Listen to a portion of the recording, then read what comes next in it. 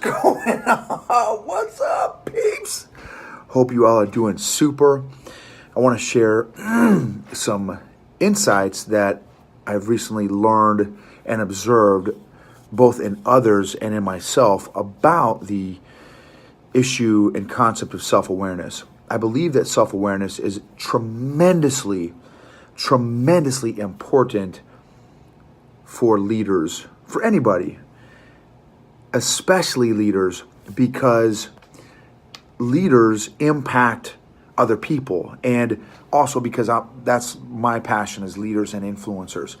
And I am shocked at how many leaders lack self-awareness, and how many leaders think that they're self-aware and are not really self-aware.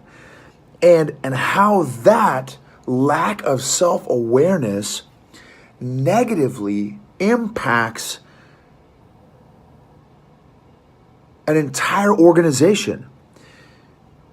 There are, and the higher up you are as a leader, the greater that second, third, fourth, fifth order effects are and impacts are. The higher up a leader, the more layers of junior leaders that are impacted negatively by that negative leadership. And I feel like a tremendous factor in negative leadership is a lack of self-awareness. And it's so funny, right? So that's a big thing. Well, so let me tell you a story. So here's what happened. So I received some feedback from a couple folks that do not like my leadership style. They don't like how I roll. They feel it's a waste of time. And I'm not naive to think that. In fact, I know I'm not everyone's cup of tea. I know I turn off people, my personality, my whatever, all my hair, my tattoos, all my different things, right? So I know I'm not naive to think that everybody is going to dig me like a shovel. So anyway, so I was getting some feedback today, and so here's what happened. So I got this feedback on these different things that they don't dig, and about me and my leadership style.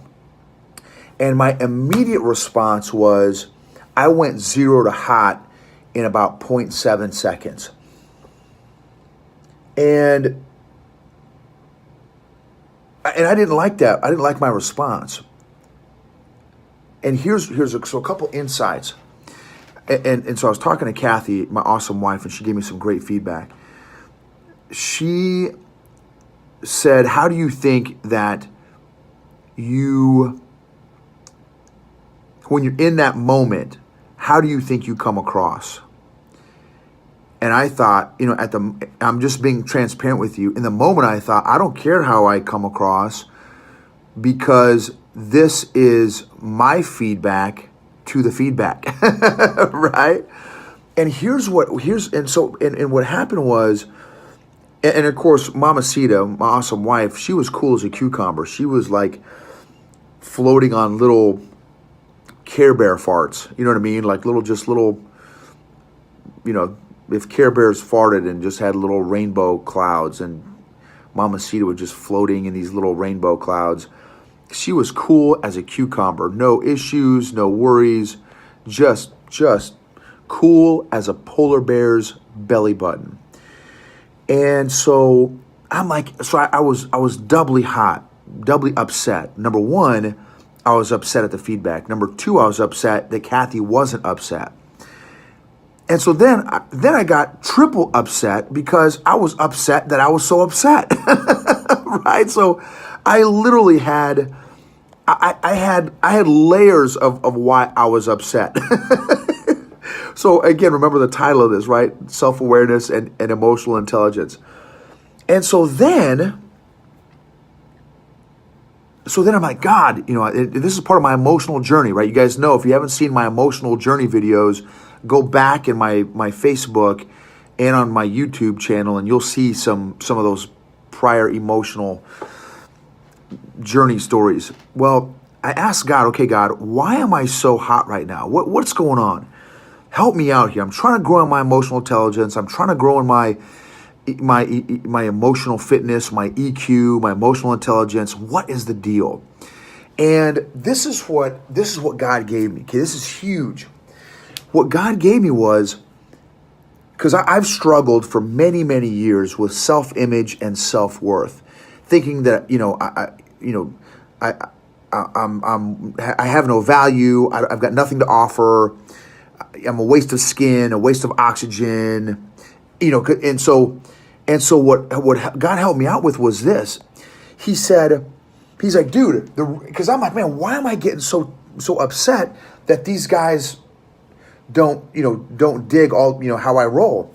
And this is what he hit me. He said, here's why you're so upset. You think that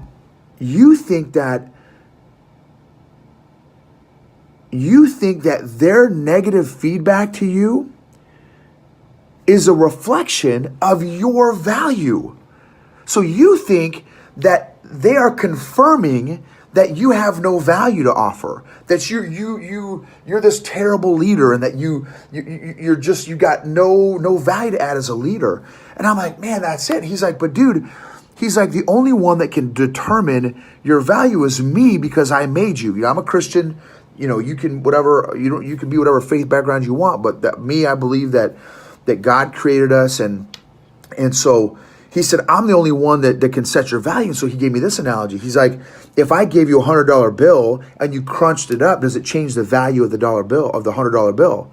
Well, no, it doesn't change the value, whether it's scrunched up or it's crisp and clean. It doesn't matter. The value doesn't change based on how straight it is.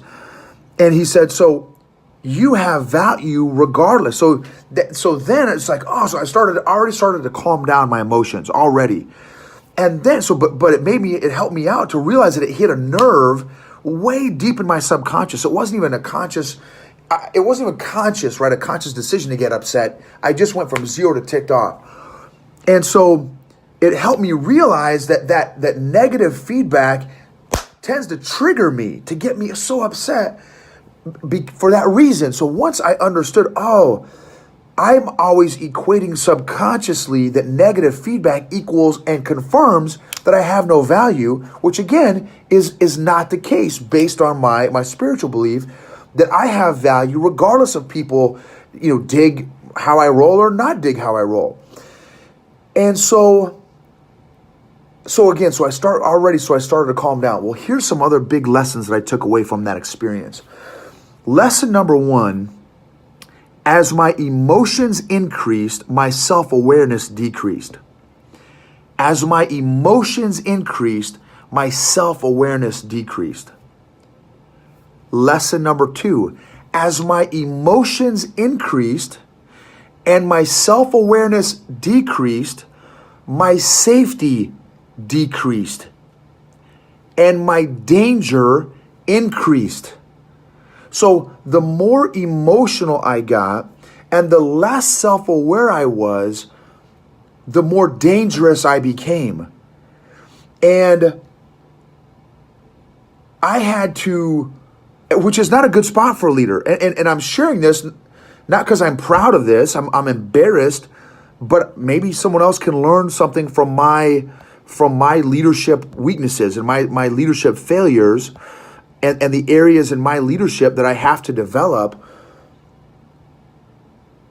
But those were huge takeaways. And so, because here's the other thing too.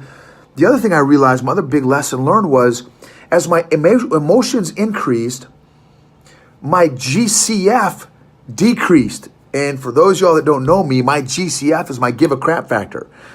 So the more emotional I became, I didn't care how I was going to come across. I was violating my own rule that I share with so many leaders. Communication is a couple things. Communication is not what's heard, it's what is received. I'm sorry. Communication is not what is said, it's what is heard and what is received. Communication is content plus delivery. And for me, here I was in my emotional, I was all emotional and stuff. And I didn't care how I was going to come across. My content, I believe, was on point. My content is on point, but my delivery was going to be really, really bad. So I was violating my very own principle of communication, which is not a good spot to be in. So I'm just sharing this with you all. That and the other thing too, just to again close this up. I encourage you all, and I want to challenge you all. I also feel like one's self-awareness is in direct correlation with your emotional intelligence, which is in direct correlation to your leadership effectiveness. The more self-aware you are, the more emotional intelligent you are, the more self-aware you'll be, the more effective as a leader you'll be.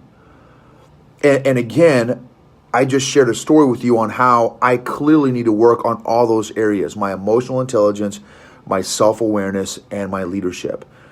I'd love to hear your takeaways. If you feel this added value to you, please share this with maybe some of your friends that value leadership as well, or emotional growth or emotional intelligence. Our goal is to help change you so you can change your world, so together we can change the world. God bless you all.